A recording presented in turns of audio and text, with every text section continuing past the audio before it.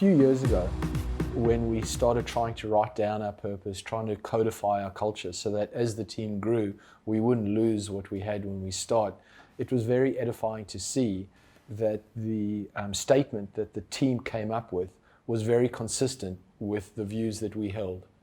So to harness data, to power possibilities for individuals, organizations, and society is exactly the mission, if you like, that we had when we started. But we just never wrote it down, and quite frankly, we never talked about it. Yeah, it was a really interesting process, wasn't it? Because I think, like you say, you and I had always probably lived and breathed that purpose without writing it down. And in a small team, you don't necessarily need to write these things down. But obviously, we got to a size where we did need to codify what we're about, just so that new people in particular, when you're hiring 200 people in a year, you need some way for those people to understand what we're about.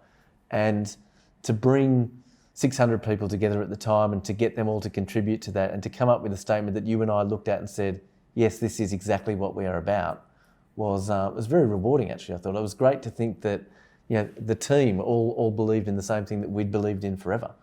I think you've always been about the powering the breakthrough possibility. I think when we came up with those words, I thought it perfectly summed up what you've always been about. Like the idea of a breakthrough, of something new that someone hasn't done before, something that someone hasn't even thought of perhaps, and maybe, to be honest, sometimes they might be 5 or 10 years ahead of their time.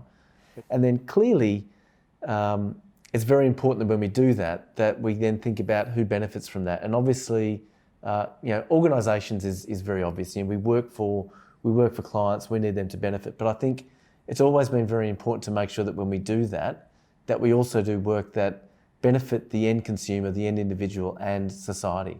We're almost thinking about it from the organisation's perspective, because in order for the organisation to do well, the consumer has to do well. Those things can't, for any period of time, not be consistent.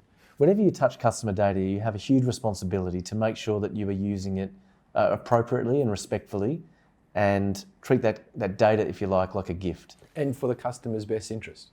Yeah, and I think often that's a conversation we have together with our clients to make sure that they are thinking like that and we are thinking like that. I can't think of too many examples in our history where we've been uncomfortable about something that anyone's even asked us to do.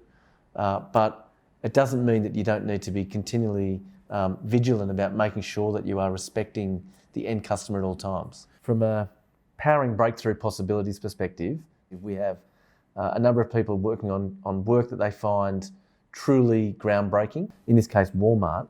It's all around making sure that we are delivering the right amount of products or forecasting the right amount of sales of each product every day in every store. So that means making sure for a consumer and for individuals that when you walk into a store, the product you want to buy is on the shelf. That's a good thing for Walmart because it means no lost sales. So commercially, it's a good result for Walmart. But it's also really important for society because it also eliminates waste. So what we don't want is we don't want too much fresh food and we don't want too much meat, as an example, that's not going to be sold and then gets thrown away. So if we can do work that's, in this case, really challenging work and rewarding for the people working on it, but then actually individuals benefit from, the organisation benefits from, and society benefits from, then that's super aligned to our purpose.